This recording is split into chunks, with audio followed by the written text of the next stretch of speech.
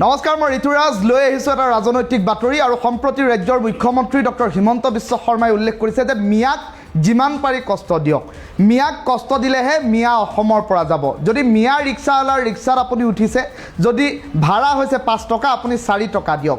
মিয়াক অত্যাচাৰ কৰিবৰ বাবে, মিয়াক কষ্ট দিবৰ বাবে এনকাৰেজ ময়ে কৰি আছোঁ বুলি ৰাজ্যৰ মুখ্যমন্ত্ৰী ডক্টৰ হিমন্ত বিশ্ব শৰ্মাই অকপতে উল্লেখ কৰিছে।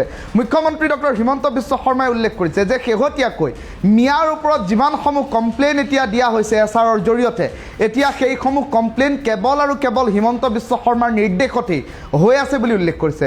আৰু ইয়াত লুকুৱাবলগীয়া একো নাই। মিয়াক যিমান পাৰে সিমান কষ্ট দিয়ক আৰু মিয়াৰ পক্ষত বাতৰি নকৰিবলৈও সাংবাদিকক এক প্ৰকাৰ আহ্বান জনালে ৰাজ্যৰ মুখ্যমন্ত্ৰীগৰাকীয়ে।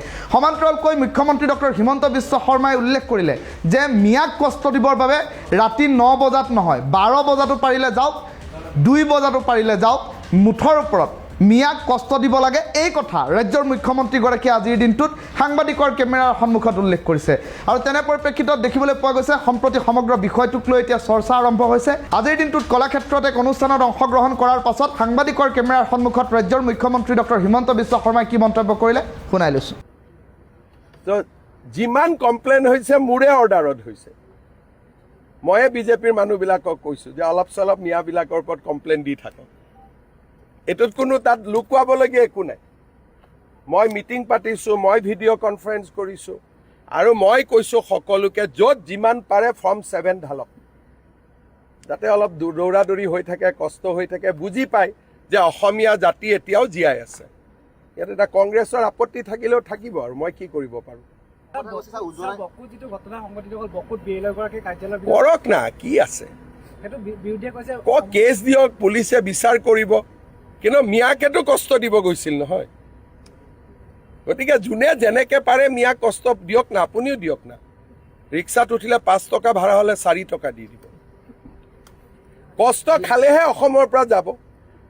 ৰাতিটো 9টাত গৈছিলে, মইতো কওঁ মিয়াক কষ্ট দিব ৰাতি 12টাতো যাওক ক'ৰবাত যাব খুজিলে। এইবিলাক কোনো ইছ্যু টিছ্যু নহয়।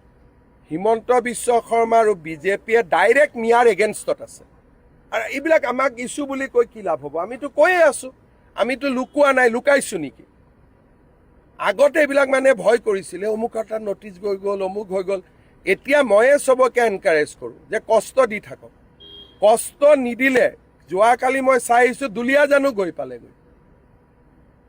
কালি মই চাই আহিছোঁ দুলীয়াজানতো গৈ বহিলেগৈ, হয় নহয় বিমল? কালি কৈ আছিলে।